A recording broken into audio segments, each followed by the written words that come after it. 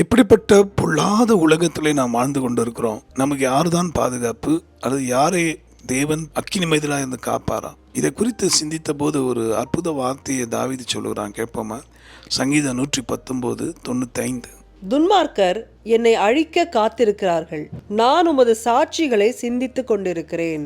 அன்பானவர்களை, துன்மார்க்கம் சொல்லும்போது உடனே யாரோ கத்தி ஒன்று வெட்ட போறாங்களா? அப்படி இல்லை. அது ஒரு வகையான துன்மார்க்கம் தான். ஆனால் தாவீது பக்தன் சொல்றாரு, உங்களுடைய திருவசனங்களை, வார்த்தைகளை, கற்பனைகளை கை கொள்ளாத துர்மார்க்கர் மித்தம் நான் கண்களில் கண்ணீர் வடித்தேன்னு சொல்றார். அப்போ இதை கேட்கிற அன்பானவர்களே, பைபிள் தெரிந்தும், பரிசுத்த வேதாந்தத்தின் மகத்துவம் தெரிந்தும், ஆண்டவர் கொடுக்கிற நல்ல ஆலோசனை தெரிந்தும், இருதயத்தில் அதை ஏற்றுக்கொண்டு நடக்க மனதற்று இருக்கக்கூடிய பேரளவில் கிறிஸ்தவர்களாக இருந்து இதயத்தில் தேவனுக்கு துரோகம் செய்யக்கூடிய துன்மார்க்கர். அதே போல ஆண்டவராக இயேசு கிறிஸ்து சொன்னார், என்னை அன்றி வேறு தேவர்கள் உங்களுக்கு உண்டாயிருக்க வேண்டாம். ஆக இந்த நல் வார்த்தைகள் எல்லாம் கேட்டும் செவித்து வராதபடி கடினப்படக்கூடிய துன்மார்க்கர்கள். இப்படிப்பட்டவர்கள் என்னை அழிக்கும்படி வகை தேடுகிறார்கள், ஆனால் நானோ உம்முடைய கற்பனைகளை சிந்தித்து கொண்டிருக்கிறேன்.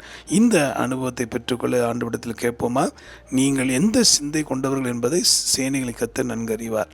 இது ஒரு நல்ல வாய்ப்பு, ஒரு சந்தர்ப்பம். மனம் திரும்புவோம், பொல்லாப்பை விட்டு வெளியே வருவோம். ஜெபிக்கலாம். நன்றி ஆண்டவரே, இந்த வார்த்தை கேட்டு என்னோட ஜெபிக்கிற யாவருக்கும் வெற்றியை தாரும், இருளை வெளிச்சமாக்கும். ஆண்டவரே, இவர்களை சுற்றிலும் இருக்கிற துன்மார்க்கர்களுக்கு கைக்கு இவர்களை விழிப்பீராக. இவர்களுக்கு விடுதலை தந்து ஆசீர்வதி. மீட்பராம் இயேசு மூலமாக ஜெபிக்கிறோம் எங்கள் நல்ல பிதாவே, ஆமென். உங்களுக்காக திருப்பி ஜெபிக்கிற உங்கள் அன்பு சகோதரன் மணியை. God bless you.